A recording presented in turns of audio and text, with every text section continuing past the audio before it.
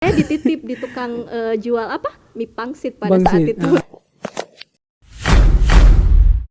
Ya, Andi Bese Siti Fatimah Tanril Yuweng, selamat malam. Selamat malam, Pak. Nama Anda panjang ya? Iya, panjang sekali. Susah ngapalnya. Kalau misalnya dipanggilnya biasanya? Kalau untuk teman-teman dekat biasanya panggil Ima, Fatima. Fatimah. Ada lagi selain itu? Kalau orang-orang yang baru kenal biasanya panggil Ndim, Pak. Ndim ya. Selain itu ada lagi panggilannya? Nggak ada sih. Nggak ada ya. Kalau saya sukanya manggil apa tuh? Manggil makan kali ya. Iya, sering itu, Pak. Jadi kalau gini ya, Fatimah ini kan kalau kita ya yang kita kenal sejauh ini, Fatimah ini salah seorang ya sudah public figure ya di Wajo ini. Waduh, berlebihan Iya, soalnya kan sekali. udah banyak kenal. Kemarin saya buka-buka ini, siapa nih yang bisa diundang ke sini? Suara terbanyak kan di Fatimah. Wah, Kok bisa ada gitu? pollingnya itu. Ada, cuma ya itu hanya saya yang tahu. Oh gitu. Dalam lingkup-lingkup tertentu saya tanya-tanya Fatimah ya. Terus saya ini kan, saya kan udah lumayan dekat juga sebenarnya, sudah lumayan kenal ya sama Fatimah ini. Mulai dari tahun berapa ya? 2019, Pak. Kita Udah, satu ya, proyekan. satu proyekan. Cuma ya itu masih banyak hal yang ingin saya gali lebih dalam tentang Waduh. Fatimah. Kita ini kan sudah satu proyekan udah lama ya. Tapi ranahnya yang profesional. Ranah aja, profesional kan? sejauh ini kita profesional aja ya. Betul. Nah, saatnya malam ini saya baru ingin jauh lebih mengenal Fatimah. Waduh, Lucu ya. lucu sih udah berapa tahun. Udah bareng lama, tapi baru malam ini kita akan kenal lebih dekat. Yang saya kenalkan Fatimah ini seorang advokat ya. Aduh. Selamat yang baru dikukuhkan ya, penyumpahan ya. Makasih, Makasih. Pak.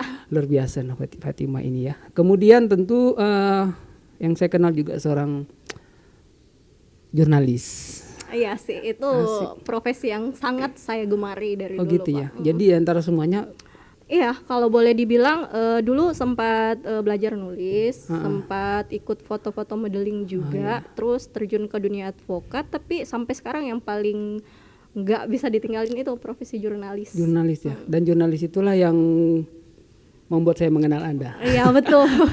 Kita satu proyekan gitu ya. Kemudian selain advokat, jurnalis juga dikenal ya, suka nulis juga.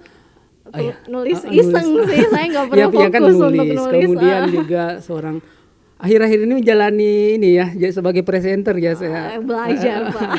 Iya, yang penting Anda seorang presenter. Bagi saya ini sesuatu yang luar biasa. Ya, Menggeluti banyak hal dan itu asik-asik aja.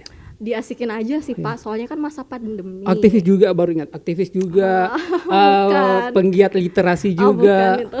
Loh, saya kan Cuma ikut-ikutan aja, iya. Pak. Baru-baru ini juga terlibat dalam proyekan ini ya, film dokumenter juga. Banyak sekali kegiatan Anda. Ngisi kesibukan, saya kan orangnya kosong. Jadi hitung-hitung Kosong. ngisi waktu. Ini Wah. dengan sabar kegiatan seperti ini kamu masih bilang kosong. Nah ini loh, di antara semuanya kegiatan apa yang paling banyak menyita waktu Fatimah nih?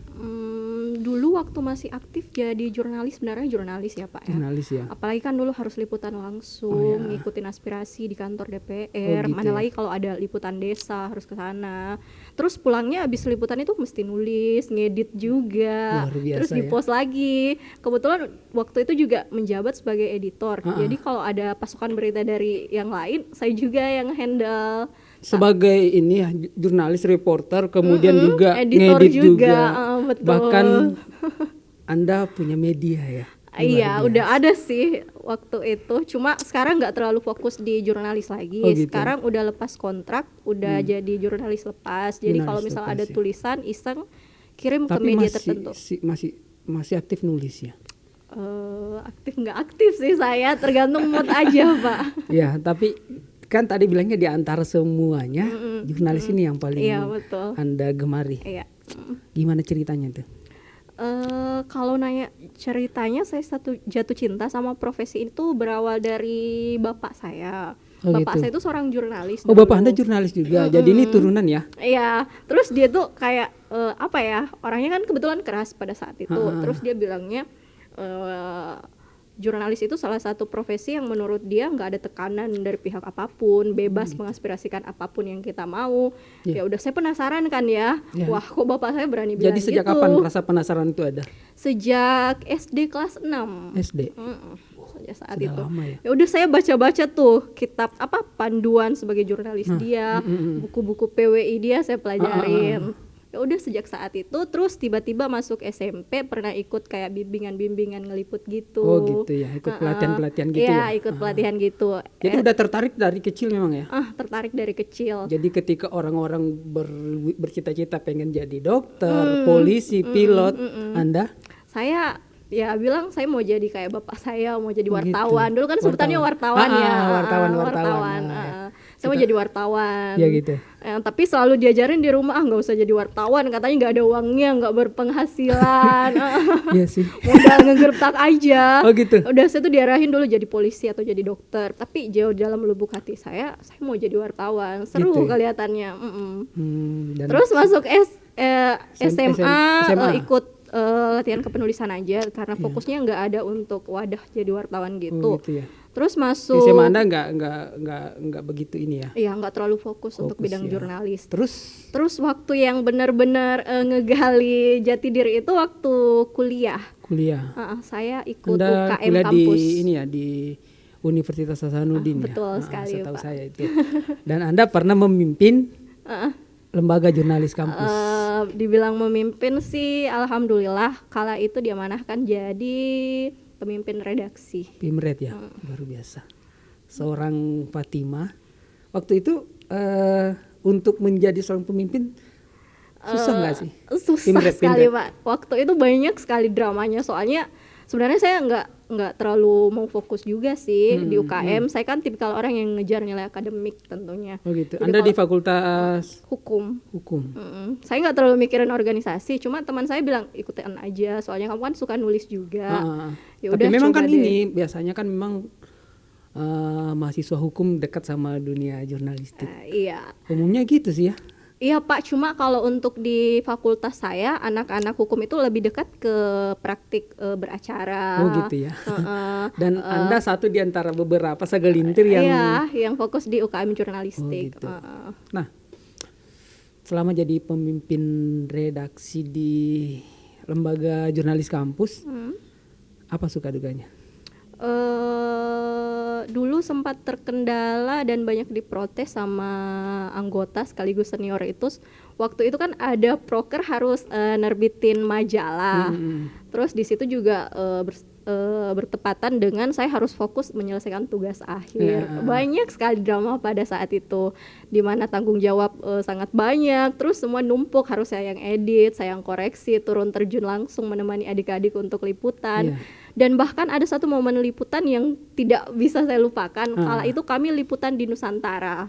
Ya Nusantara. Bapak tahu kan kawasan itu, kawasan prostitusi. Terus taulah kami masih di bawah umur untuk menginjakan kaki di area Masuk ke rawan Nusantara itu. ya, gitu ya. Terus tetap nekat kami untuk liputan. Ya udah, kita pakai strategi. Kala itu saya Gimana ikut. caranya? Saya dititip di tukang jual mi pangsit pada Bangsit, saat itu. Soalnya nggak boleh masuk perempuan. Ya, makanya saya bilang kok bisa gitu loh. Teman saya yang cowok masuk, jadi saya cuma ngasih Ya. daftar pertanyaan untuk dia masuk.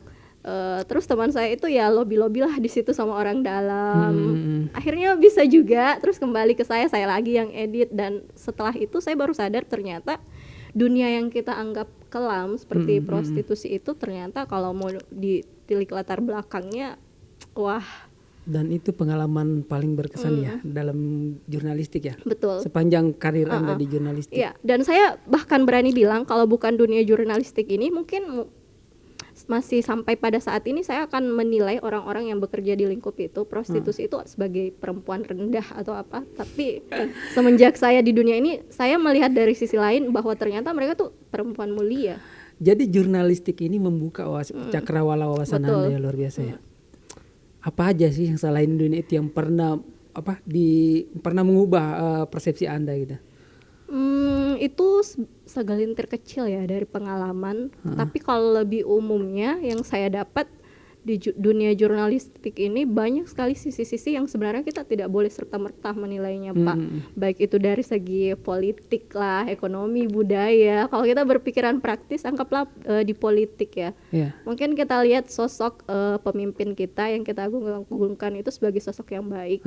Tapi kalau kita dunia Ternyata, jurnalistik, kita tahu kedoknya. berkaitan langsung dengan mereka. Tapi kadang juga kita taunya sesuatu itu bobrok, tahu-taunya. Iya, Kita pandang negatif, terus ternyata setelah kita mendalami, kita dapat sisi positifnya. Gitu ya. Dan termasuk yang tadi. Iya, complicated sekali ternyata dunia ini. Jadi Pak, gimana apalagi perasaan politik. Anda waktu pulang dari liputan itu? Ya, saya cuma kayak terharu, saya kecewa dengan diri saya sendiri. Saya berpandangan sangat sempit ternyata begitu? sama nih. Parah. Jurnalistik ini parah ya. Iya, segitunya saya di dunia jurnalistik ini. Nah, saya kenal Anda ini termasuk salah satu jurnalis yang berani ya. Enggak juga, Pak. Lebih rawit kalau saya bilang. Artinya gini, kalau dalam lingkup di Kabupaten Wajo, salah seorang yang saya katakan berani. Karena saya pernah melihat sendiri aksi Anda langsung waktu kita bersama di satu momen. Momen apa tuh, saya lupa. Adalah salah satu, ini karena pandemi, kemudian ada satu acara yang kita liput bersama, dan tiba-tiba keluar tulisan Anda dalam waktu ketika yang saya ingat. asik banget, yang yang turut itu menyeret nama saya. Yang kritik itu ya. Iya, saya luar ingat biasa. itu. Ya, seharusnya sih jurnalistik emang kayak gitu ya, Pak. Kalau misalkan ada peraturan yang tidak sesuai dengan apa yang diharapkan atau ditentukan, ya kita harus mengkritisi. Mau itu orang dekat kita, kenalan kita, atau bahkan orang yang berkontribusi atas kita, ya tetap harus disoroti lah. Iya, waktu itu saya juga terbawa sebenarnya. Mohon maaf, Pak. Enggak apa-apa, kan memang kita harus profesional kan. Malah saya nggak nyangka kalau ternyata tulisan itu direspon. Soalnya saya tunggu tanggapan kok nggak ada ya. Mungkin ya dianggap biasalah sama beliau. Tapi ternyata beberapa hari kemudian ada orang-orang kantor nanyain, bilang, loh benar ini kamu yang nulis, soalnya inisialnya AF, kamu ya yang pada saat itu. Iya. Sempat sih pertamanya ya banyak lah drama-dramanya gara-gara itu, tapi ya saya juga ikut ini ya, bangga ya bisa misalnya melihat seorang Fatima, partner kerja saya waktu itu. Luar biasa dan menginspirasi banget waktu itu. Dan walaupun saya tahu itu memang seharusnya dilakukan ya waktu itu. Luar biasa. Nah, saya butuh satu ini ya, kata-kata dari kamu lah, satu kalimat dari kamu buat generasi-generasi setelah Anda ini. Kan gini ya, rata-rata usia-usia yang anak-anak yang baru bercita-cita itu taunya polisi. Ya betul. Dokter. Apalagi pilot.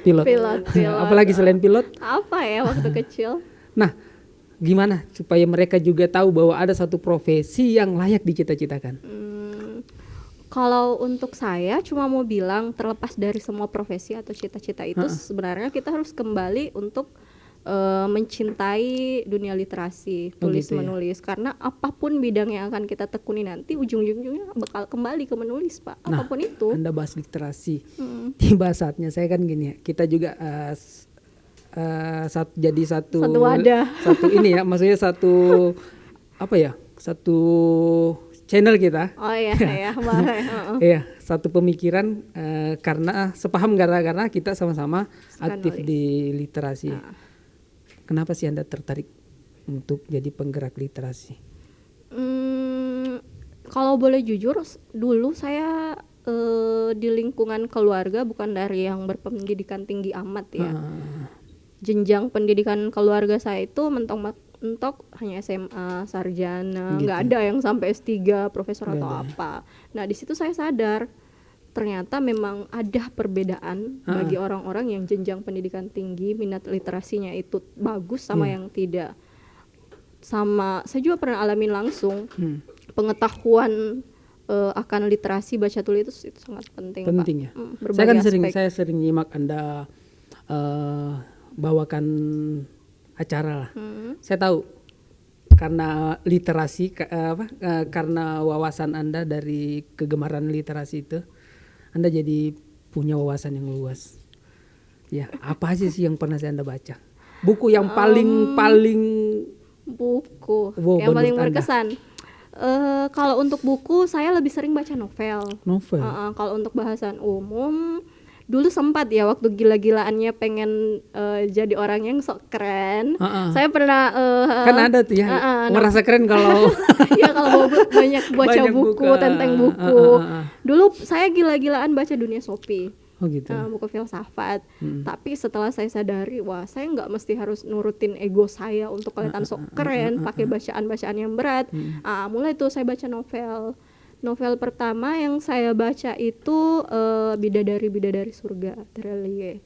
Di situ banyak sekali pesan moral yang saya dapat dari seorang anak, kelapangan hati seorang ibu, kesabaran.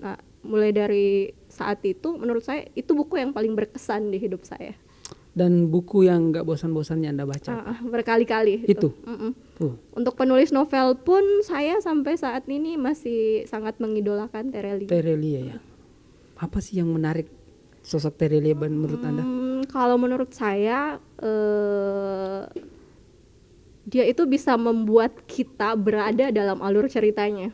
Begitu. Seolah-olah kita yang memerankan ceritanya itu. Gitu ya. Serius. Terus diksinya bagus. Dia tuh mendayu-dayu, nggak to the point penyampaiannya, tapi nggak ngebosenin Pak. Gitu. Jadi kalau ngebaca gitu selalu pengen baca lagi seperti itu. Jadi mungkin Anda perlu juga membaca Karsono Hasaputra kayaknya. Wah. Soalnya saya juga, kalau saya sih sukanya Karsono Hasaputra. Sama. Gitu juga ciri khasnya. Mendayu. Tapi nggak bosan. Iya, bahkan salah satu novel ini, novel yang dia tulis itu Matahari Senjakala, dia buka langsung dengan kalimat Anggara Kasih Parugala Bulan Asada. Wah. Dan itu kalimat yang nggak bisa lepas dari ingatan saya sampai saat ini. Dan setelah itu dia mendayu dan tetap nggak bosanin. Nah itu mungkin sama kita suka membaca begitu, walaupun sosok idola kita beda ya. Iya, boleh kapan-kapan saya baca. Boleh ya, sekali kita sharing. Nah, apa sih yang Anda dapatkan, apa sih hal-hal positif yang Anda dapatkan dari kegemaran membaca itu? Hal positif. Entah kenapa setelah membaca banyak buku saya tuh merasa percaya diri, Pak. Serius. Gitu. Saya merasa percaya diri, saya merasa yakin untuk membicarakan apa saja. Kosakata saya makin bertambah tentunya. Ya itu sih kalau untuk secara pribadi. Gitu ya? Jadi dengan banyak membaca, Anda menjadi pede bergaul. Karena saya tahu pergaulan Anda luar biasa. Masuk di semua kalangan ya. Bisa dikatakan masuk di semua kalangan ya. Soalnya gini, saya tuh mikirnya orang-orang yang gak berani berbaur itu bukan karena ia malu, cuma dia mikir gimana sih cara saya mencocokkan obrolan dengan orang ini. Gitu. Nah kuncinya harus baca buku ya. Di buku itu banyak sekali ide-ide pokok yang dituangkan si penulis. Nah kemungkinan di suatu kondisi kita bisa berpikiran bahwa wah ide ini yang bisa saya pakai saat situasi seperti ini. Gitu. Jadi wawasan Anda bertambah, percaya diri juga nambah. Enak ya? Ya baca buku, utamanya novel. Novel suka ya? Soalnya alur ceritanya. Kenapa harus novel? Kenapa bukan bacaan-bacaan umum yang kayak orang-orang gitu kan suka membaca ini? Saya curiganya lemari buku Anda kebanyakan novel. Iya, kebanyakan novel, Pak. Padahal bayangan saya itu buku-buku hukum, undang-undang. Ada sih, cuma Anda kan segelintir kecil. Anda advokat, harusnya buku-buku ini ya, undang-undang ya. Ada sih, cuma mungkin saya lebih juga banyak novel. Negatifnya saya kalau baca buku yang berat-berat itu ngantuk. Jadi konsumsi bukunya seperlunya aja. Misal ada sidang soal undang-undang ini, baru saya buka lagi. Gitu? Referensinya saya cari lagi. Parah. seorang praktisi hukum lebih banyak mengoleksi novel dibanding buku hukum. Ya, saya jujur itu. Oh gitu. Cuma ada juga ya novel-novel yang berbau hukum. Oh, ada. Pemecahan kasus, thriller begitu. Jadi suka buku-buku novel-novel detektif ya. Iya betul. Conan suka? Suka. Gitu. Dulu saya ngoleksi episode kartunnya. Banyak. Semua. Enggak juga sih, enggak juga, Pak. Saya juga dulu pernah sih suka coba baca Conan. Tapi rupanya terlalu berat buat saya. Tapi memang kalau orang-orang suka baca novel juga orang hukum tentu suka sih kalau bacaan kayak Conan itu ya.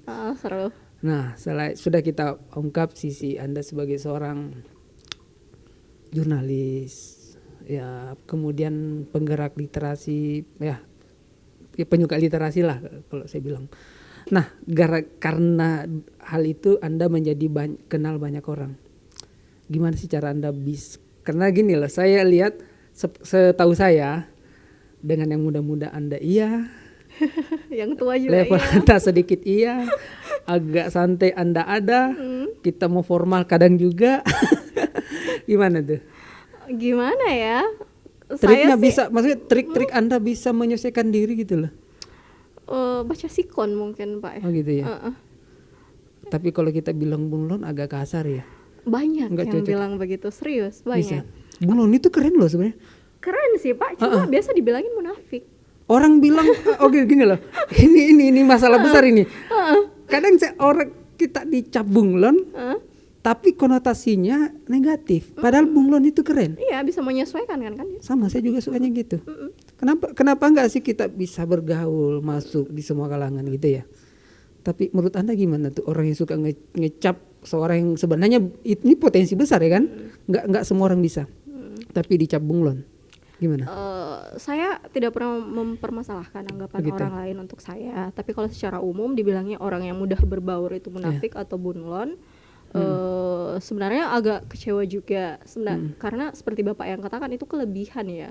Tidak semua orang diberikan anugerah bisa beradaptasi dengan cepat di lingkungannya. Maksud saya gini loh, kamu setuju nggak kalau misalnya bunglon itu harus negatif konotasinya? Kalau saya nggak setuju, cuma kalau yang dimaksud bunglon itu orang yang ideologinya beda di berbagai sikon, itu saya nggak setuju. Nggak prinsipil gitu ya? Saya nggak setuju kalau orangnya pelin-pelan nggak prinsipil. Tapi gitu. kalau orang yang humble, mudah berbaur, masuk di segala Tapi itu kalangan. bunglon juga kan? Iya. Kalau menurut saya sih itu bunglon juga. Atau kita sepakati saja dalam tataran berbaur, mudah beradaptasi itu warna bunglonnya udah gini aja yang beda. Ada bunglon jahat, ada bunglon baik.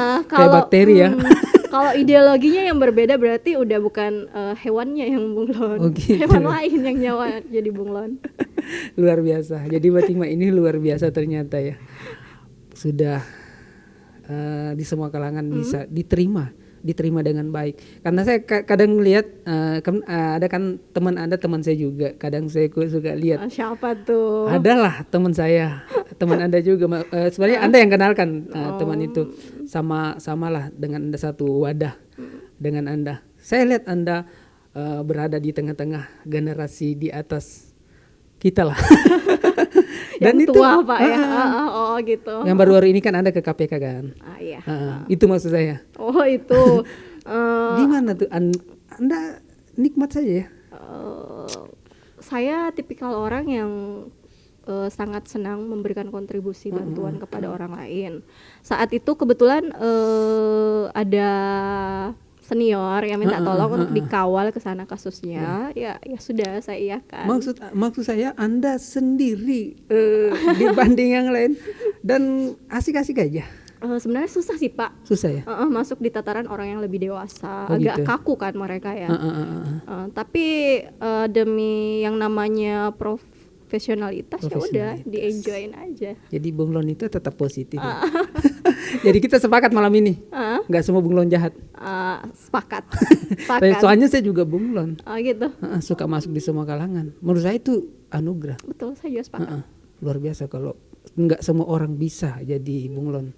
Iya, nah itu. Sekarang masih banyak lagi hal yang ingin saya tahu lebih dalam tentang Tingma. Tadi kan sudah kita kenal Anda sebagai seorang jurnalis. Apa lagi? Ada satu pertanyaan saya yang saya siapkan memang untuk malam ini. Janganlah Pak. jangan. Kita kan kita kan kenal udah lama ya kita kenalnya kan? Iya, udah. Lumayan. Menurut kamu itu udah lama? Lumayan sih kalau menurut saya. Kita kerja bareng. Lumayan lama ya. Satu pertanyaan saya. Ada sesuatu dari sosok kamu yang saya nggak tahu? Apa itu? Apa ya? Jujur yang orang-orang nggak tahu di balik kepribadian saya yang katanya bersahabat itu sebenarnya saya itu tipikal orang yang temperamen. Gitu, temperamen. Temperamen dan Anda nggak pernah marah sama saya? iya kelihatannya kalau di tempat umum tuh kelihatan saya tuh yang Oh jadi Anda pernah marah sama saya sebenarnya? enggak sih. Oh, gitu. Kalau kesel kayaknya pernah. Pernah kesel?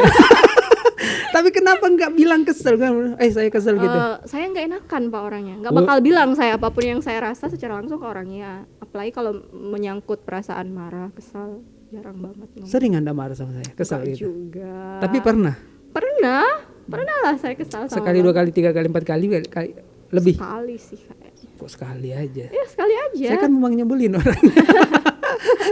Sekali. Iya, cuma sekali doang. Ya, seingat saya sekali. Dan Anda nggak bilang. Ya mau gimana lagi, nanti kalau saya bilang Bapak keluar dari aksioma, saya setengah mati. Enggak, saya nggak mungkin keluar karena Anda tahu saya orangnya profesional. Gitu. Dimarahin pimpinan masa iya? Enggak. Anda kan pimpinan saya. Enggak. Di aksioma. Waktu itu apa ya seingat saya? Udah dah, kita ngobrolin itu aja dulu. Ya. Kenapa kok bisa sebel sama saya, kesel gitu loh? Dulu apa ya itu? Masih di tataran aksioma juga deh kayaknya. Saya nyebelin, senyebelin itu ya? Sampai Anda harus marah gitu? Enggak, bukan itu. Apa? Waktu Apa?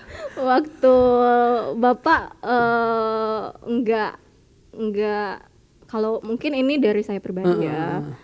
Bapak enggak fokus di aksio lagi pada saat itu. Saya kesel, bukan kesel sih bahasa yang tepat, kecewa mungkin. Kecewa ya. gitu ya. Mungkin saya terlalu berharap pada Bapak karena gitu. semuanya kan di situ dulu udah Waktu numpuk di itu, Bapak. memang dan saya kadang kan memang sayang iya kan. Dan tiba-tiba saya Bapak ada kesibukan lain. ada kesibukan dan gitu. saya kurang Ya fokus udah, dan aduh. Anda tidak menegur saya gitu. Enggak sih. Saya nyaman aja gitu. Enggak. Anda biarin aja saya gitu. Terus ya, saya juga ngerti Bapak Kalau punya banyak kalau Anda kesibukan. nggak marah, saya nggak diberi kesempatan untuk minta maaf. Sudah Enggak berapa lah, lebaran kita enggak lewatin. lah. Secara profesionalitas itu bukan ranahnya lagi, mungkin itu karena hubungan emosional kita yang begitu gitu. kuat pada saat Karena, itu. Itu aja deket sih. kan, jadi kecewa gitu. Mm-mm. Ternyata saya pernah ngecewain kamu ya. Gitu aja sebenarnya Pak. Oh gitu. Dan saya baru tahu hari ini. Maaf. Nah itu saya. Heeh. Pertanyaan saya. Oh, Waduh. yang orang lain nggak tahu dari sosok kamu. Orang kan gini loh, jujur saja. Banyak orang saya tanya sebelum saya ngundang kamu. Orangnya keren. Wah. Ya. Kalau yang ngomong cantik sih banyak ya. Waduh. Keren, luar biasa, energik, inspiratif katanya sih gitu. Ya, Katanya. dan saya memang iya sih, karena Katanya, Pak. Anda berhasil menginspirasi saya loh. Siapa yang narik saya ke dunia jurnalistik? Anda kan. Potensi Anda sendiri lah, Nah kan, bukan nah itu. saya. Nah, yang orang lain belum tahu tentang kamu. Banyak loh di luar sana yang ngidolain kamu loh. Tapi dia belum tahu ada satu hal yang mungkin bisa kamu. Gitu. Selain temperamen tadi, saya juga sebenarnya rada-rada bobrok. Serius. Bobrok? Dalam artian ya. Bobrok. Dalam artian ya masih sering pecicilan, tapi itu di lingkungan teman-teman terdekat. Ya. Bobroknya ngerti lah. sejauh apa sih bobroknya? Ya sering ketawa di luar batas, sering Jauh lebih bobrok dari yang saya kenal gitu. gitu-gitu aja. Pulang malam, Kalau bergaul itu kan sama waktu itu kan anak-anak. pernah gitu. Gitu. Pernah sih saya jalani pulang malam ya Bahkan bareng. sampai jam 3 kan. Kita pernah nginep bareng bahkan sampai di tempat nongkrong gitu ya. Intinya saya tuh nggak jaim sama orang-orang dekat. Oh gitu. Jadi kalau ada orang yang bilang keren, enggak, saya tuh bobrok kok aslinya, serius. Ya, tapi kan di luar sana banyak yang ngidolain. Berarti kamu keren. Entahlah Terus kalau itu banyak menurut- orang yang kemudian terinspirasi sama kamu berhasil menginspirasi mereka lah intinya. Wah, Selain bobrok itu, bobrok itu terlalu ini ya. Ada lagi nggak yang kira-kira orang belum tahu tentang kamu? apa ya? Itu aja sih kayaknya Pak, temperamen saya sama kebobrokan itu. Bobrok gimana sih? Hmm, Kalau yang pulang malam kan nggak terbobrok. Kita kan kerja sampai subuh waktu itu. Anda kan punya kerjaan lain. Setelah itu baru ngerjain ini sampai pagi. Itu nggak bobrok menurut saya. tapi sering dibilangin, ih Kak Andi bobrok, ketawanya luar biasa Oh gitu, kalau terbahak-bahak, ketawanya emang mengangkat iya kaki duduknya. Yang lebih bobrok dari itu gimana? Ada. Apa ya? Kalau ngangkat kaki sering sih ya. Mukul-mukul, saya nggak pernah dipukul. Gak enak saya mukul yang Oh lebih gitu. tua. Di mana-mana mukul itu enak. Yang dipukul itu yang nggak enak. Nah, Gak enak saya serius Pak. oh ya gitu ya. Itu mungkin sosok Andim yang orang Nggak tahu. Nggak tahu. Nggak banyak orang tahu. soalnya saya lihat sih follower kamu luar biasa ya. Allah. Sebelumnya saya riset kan. Komentar-komentarnya luar biasa. Nah, makanya saya tertarik bahas apa yang mereka nggak tahu dari sosok kamu. Soalnya kalau lihat kan, nggak ada nih yang tahu siapa kamu yang. Enggak, jangan percaya profil Instagram Pak. Please bagi yang nonton, saya tidak sekeren feeds Instagramnya. Oh gitu. Oke, Andi Fatima Tenriliwang ya. Jadi sosok Tenriliwang itu sangat menginspirasi Anda. Itu kan yang Anda maksud Bapak Anda. Apa sih arti seseorang ayah buat Anda? Seorang ayah, apa ya? Saya selama ini nyari ya definisi yang bisa menggambarkan sosok ayah, tapi nggak ketemu. Cuma mentok di kata bapak itu seperti akar. Gitu. Dia yang mempertahankan batang, daun, bahkan sampai sekarang. Sampai buah pucuk. Iya seperti itu. Jadi kalau akarnya lemah, otomatis yang di atasnya yang lahir dari dia itu bakal lemah juga. Itu yang saya dapat dari sosok ayah saya. Jadi Andi Fatima yang hari ini dikenal orang nggak lepas dari seorang sosok didikan nama di bapak belakang saya, itu. Tenriliwang itu. Ya kebetulan beliau itu sosok yang sangat tegas, keras, dan yang wajib dimiliki oleh anak-anaknya itu adalah kemandirian. Dan itu Anda warisi ya. Saya percaya. Alhamdulillah kalau dibilang begitu. Loh, tidak semua orang bisa punya media di usia berapa Anda mendirikan media itu? 24 ya. 24. 23. Iya masuk 24 lah. Pokoknya 23 24 lah. Anda sudah punya media. Dan mempekerjakan saya waktu itu. Allah. Luar biasa. Dan ini mungkin buat pesan terakhir buat pesan terakhir. Aduh, saya ngeri ini dengarnya Pak. Maksudnya gini loh, pesan apa buat generasi setelah Anda ini? Atau mungkin yang lagi nonton bisa diberi inspirasi. Apa sih pesan Anda? Aduh, nggak tahu nih saya mau bilang apa. Oh ya, satu sih yang selalu saya pegang. Untuk melakukan apa saja, kita tidak boleh hilang keyakinan. Gitu. Keyakinan itu perlu. Tak ada batasan kecuali batas keyakinan kita sendiri. Itu yang saya pegang sejauh. Keyakinan. Boleh saya tambah satu? Apa? Supaya kita ini ya connect. Saya pernah katakan hidup itu tidak boleh lepas dari dua hal, kesadaran dan keyakinan. Dan Anda menyebut keyakinan tadi. Saya keyakinan. Memang kita selalu satu ini ya, satu aliran. Satu aliran ya. Satu frekuensi. Ya, lumayan sesat gitu ya. Hanya berbeda dibanding yang lain dan kadang orang yang berdiri sendiri itu biasanya dianggap sesat. Ya. Untung kita berdua. Oh ya, kita sekarang berdiri berdua ya gitu. Oke. Makasih udah hadir di studio Tepak Tilas. Wajah Intelektual Mandiri luar biasa. Kita malam hari ini bisa hadirkan sosok inspiratif, perempuan luar biasa.